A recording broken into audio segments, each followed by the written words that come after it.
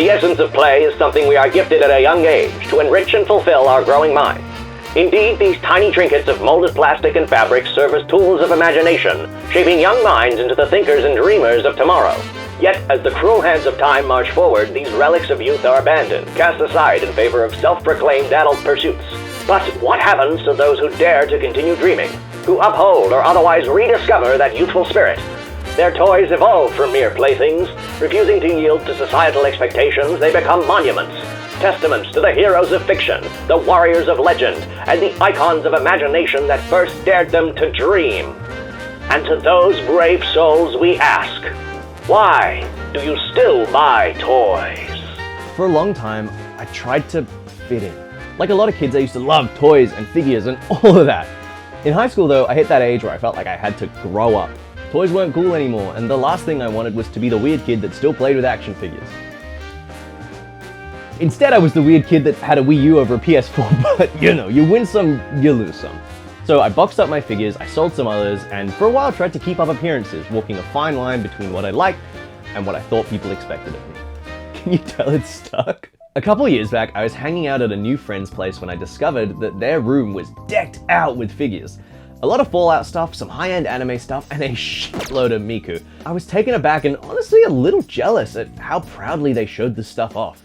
It got me thinking, and it shifted something in me. I stopped worrying about fitting in and instead started thinking about all those toys and figures I had stuffed into little plastic containers and hid away all those years ago. And so one trip to the furniture store later, I had a brand spanking new bookcase to fill up with things that make me smile. And you know what? Before you go, James, that's cringe. Like, yeah, obviously. If people could spend thousands upon thousands on things like football kits, designer shoes, vinyl records, and odd little porcelain dolls, why can't I have a bunch of Sonic characters? It's only like 1 or 200. While I never really consider myself a full-blown collector, there's always 1 or 2 little grails that I'm on the hunt for. Previously, it's been the Sonic Generations Collector's Edition and the legendary triple pack from Skylanders Spyro's Adventure, which I got. Big thing I love about my physical collection, whether we're talking figures, games, or movies, is the way they connect me back to a simpler time. Each one is a tangible reminder of a period in my life, a spiky blue marker that screams, yes, I was there, and now I'm here. I can pick up a figure or a game or a can with a JPEG on it and instantly be transported back to where I was, and displaying them is my way of proudly proclaiming that part of me as what makes me, me. If that makes sense. If it doesn't, I don't know, man, I just work here. If you want to hear from someone more qualified, then... So, when did I first start collecting action figures? I want to say that it started when I was a kid. I always wanted action figures, or sometimes even plush, whether it be from a video game, a cartoon, or even a movie that I liked. I wanted toys of them. Because after I was done playing Crash Bandicoot or Sonic Adventure 1 and 2, or just got done watching Codename Kids Next Door, or just got done watching Spy Kids, I wanted to make my own adventures with these figures because they're action figures. And my catchphrase for these things were, they're action figures. What do they need? Action. So I'd make my own little adventures of them starting from the island to going to either the kitchen table or on top of the refrigerator, wherever the bad guy's main base was. I had a good time creating my own adventures with these toys. Over the years, I collected Crash Bandicoot, Sonic, Ninja Turtles, Kids Next Door, Spy Kids, and even a Banjo-Kazooie figure from Diddy Kong Racing, and a little bit of Mario stuff from the Mario Kart Toy Biz figures as well. I loved the idea of going to KB Toys or going to Toys R Us and just seeing what was on the shelf. But to me, it was also having the character in a physical form and observing it and seeing how it looked compared to what I saw on the screen. Back then, they were toys. Even though I wanted as many characters as I could get and wanted to go for a full collection, I would put them either in a toy box or an unused backpack that was from the remaining year of school or something. They weren't proudly displayed like the way I have it now. However, there was a turning point when it came more into collecting rather than playing with toys. The Sonic Nendoroid was the first figure that I ever noticed that was actually really high quality and wasn't something to just be played with. This is something that you cherish. This is something that you put proudly on a shelf. This is something that you're very careful with. So when I first got the Sonic Nendoroid, this was a very special piece for me. This was something that I loved and I knew I was going to cherish forever. In fact, out of my whole collection, this is my favorite piece. And it wasn't just the fact that this was a high quality premium Sonic figure, it was the fact that at the time, Jayjiverse was the main standard for these figures, and the best one at the time was the Resource figure that they made back in, 98, 99, or even 2000. But the Sonic Nendoroid pretty much opened the floodgates on me fully, properly collecting.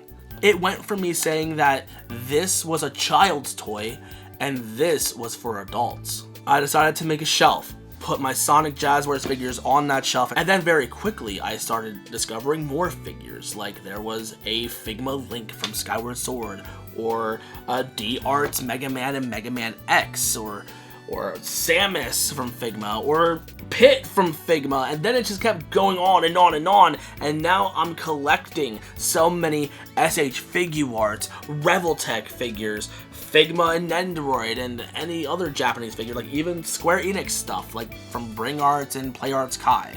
And I'm so passionate about these figures that I was finally able to share them on a platform like YouTube and make myself a little bit of a following because of that. Like, it means the world to me that people can listen to my opinion on how I feel about an action figure. And even though I primarily collect these high-end like import figures, every once in a while I'll still go into a Target or a Walmart and grab a cheaper figure, like from Jakks Pacific. Even though they're not as high quality or highly articulated or anything like that, I like getting some cheaper figures because there is a bigger roster for the characters, or I like comparing other figures.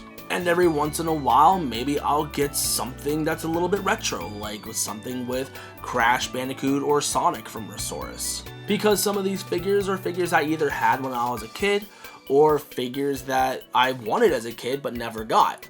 And I'm very happy to say that there are some figures in my collection right now that I actually had since I was a kid. There is a really beaten up Sonic action figure that I have from Toy Island that it sure is beat, and I could buy a newer looking one on eBay that looks a lot nicer, but this was my childhood toy. This is the one that I went on all of my adventures with. And that to me is worth more than having a brand new looking figure. But I think my favorite thing about being a toy collector is seeing other people's collections.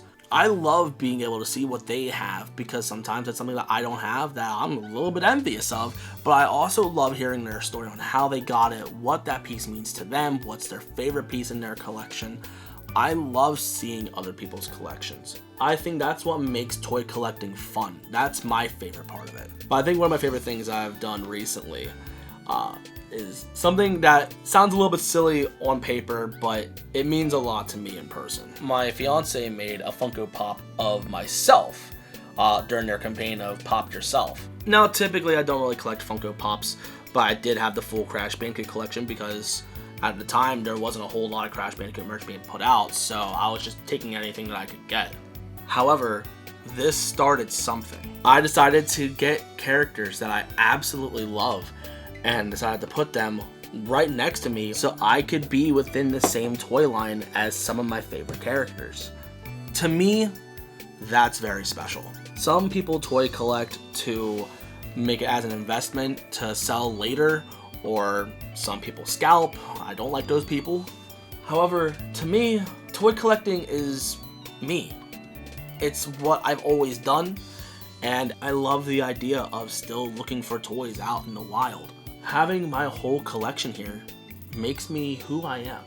I've been thinking on why I even started to collect these things all those years ago. Obviously, I grew up with Sonic, Skylanders, Nintendo, all of that. But when I really dig deep and reflect on what got me into this hobby in the first place, funnily enough, it was YouTube. There was this one channel that, honestly, I can trace a lot back to. Collecting, yeah, that's one thing, but going even further, my love for storytelling, creating, making videos, and building something out of just an idea. That channel is named Supersonic Boom. I don't know if it was just me, but I felt like if you were into Sonic and also on the internet in the early 2010s, you'd at least heard of this guy. He was the guy when it came to toy reviews, specifically the Jayjiverse line of Sonic figures, but what really stuck with me were his stop-motion animations. He wasn't just collecting, he was creating. He was using these figures to tell stories, to bring something to life. That's when I realized that toys aren't just things you own, they're things that inspire. Supersonic Boom made a series called Sonic's Chronicles. No, not that one. You know, in hindsight, might have just been a kid trying something out, but to me, at the time, it was everything. Seeing him take these figures and have them come to life to tell a story of his own was nothing short of incredible. This guy was my biggest inspiration at a time where I was trying to figure out who I was and what drove me. I hope to one day be just like him, with my very own collection of figures telling my own stories, and I started to build up my very own Sonic collection, and here we are now. I might not be a stop-motion animator, that bit was lost in translation along the way, but yeah. I think genuinely I can trace back every decision I've made in my life regarding creating things back to watching his videos when I was younger, so Supersonic Boom, if somehow you find yourself watching this, thank you for inspiring a lonely kid. It's cheesy, it's cringe, I know, but I don't think I'd be here without your videos. Anyway, back to toys. I don't know if I really have a favorite piece in my collection. Each one has a story, even if it's as simple as I saw him at the store and got excited. Two of the ones that really stick out to me though are the 3-inch Jayjiverse Sonic and the collector's edition statue of Sonic Generations. I won't go too into the statue because I've yapped about it at length on here before, but the Sonic from Jayjiverse represents my starting point, if that makes sense. It's a throwback to those countless hours spent on my Wisp internet browser watching Supersonic Boom and going, man, I wish I could do that one day. This isn't even my original one from childhood, which is a little sad. I lost my childhood Sonic in a move and searched everywhere for him. And obviously online sites like eBay are going to be extortionate for a 3-inch piece of plastic, so I'd given up on ever finding one. And only when I gave up did I see one, funnily enough. I saw two in a short time frame. The first one I saw was the All-Stars Racing variant, with the car in the same lot of new stock that my Generations Collector's Edition was part of at a local game store near me. And then a couple weeks later, someone on Facebook Marketplace of all places was selling a bundle of Sonic figures for like 20 bucks, and the regular 3-inch Sonic was part of it, so I got them. And that brings me to one of the best reasons I still buy toys.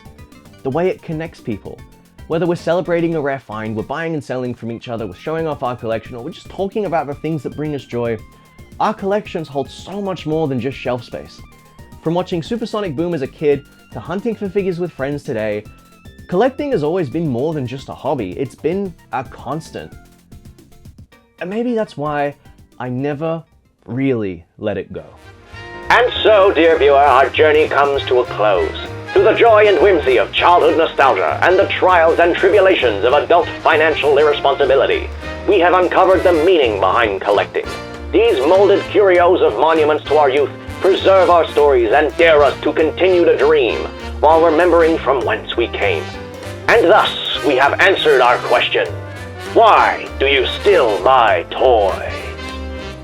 Thank you so much, JJ, for letting me be a part of this video. This was so much fun, and I'm happy that you and I are friends. That's all I can think of, man. I'm so